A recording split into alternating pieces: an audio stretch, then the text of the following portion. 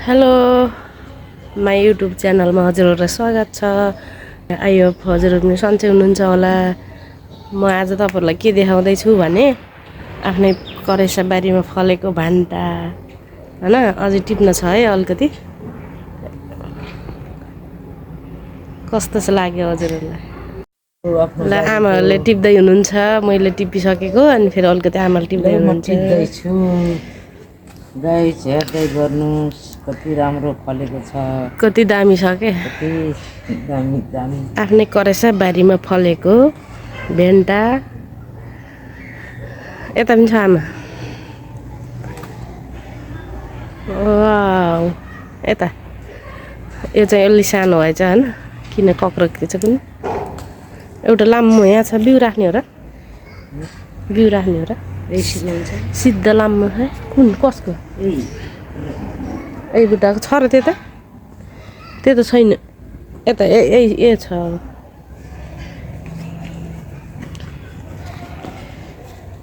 राख्नु र बिउला भयो, अहिले छोडिदिनु, पछि फेरि पलाउँदै गरेको राख्नु। ल हेर्नुहोस् त गाइस कति राम्रो छ, गरेकै हुन्न है आफ्नो बारीमा। कति लामो लामो छ नि।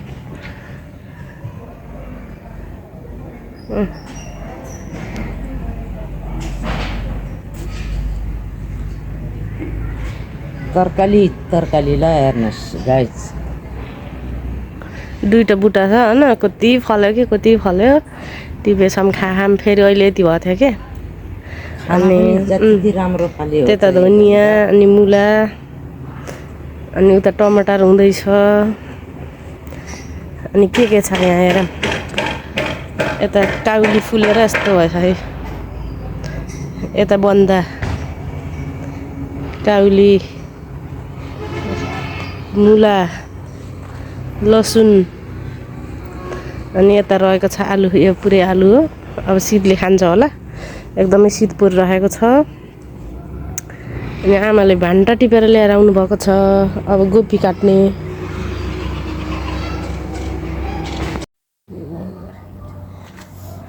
काउली काउली रे,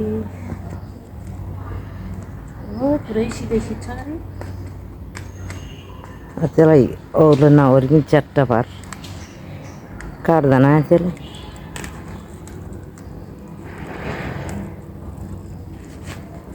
ए त्यसले त काट्दैन, त्यो बिजेती हो। केही भएन।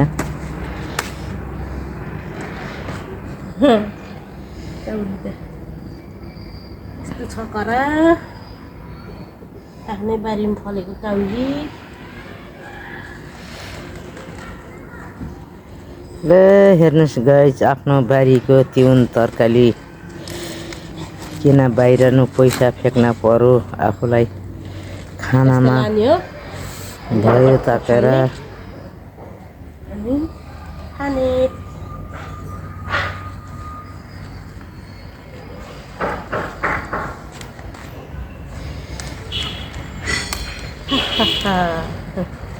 काउली काउली काउली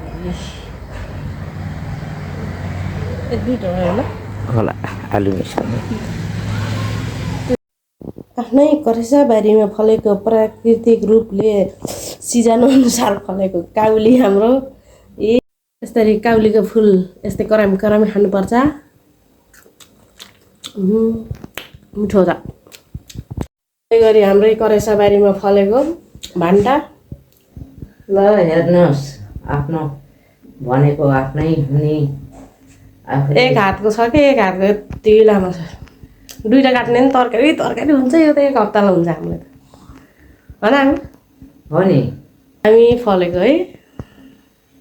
ल हेर्नुहोस् राम्रोसित गाइस।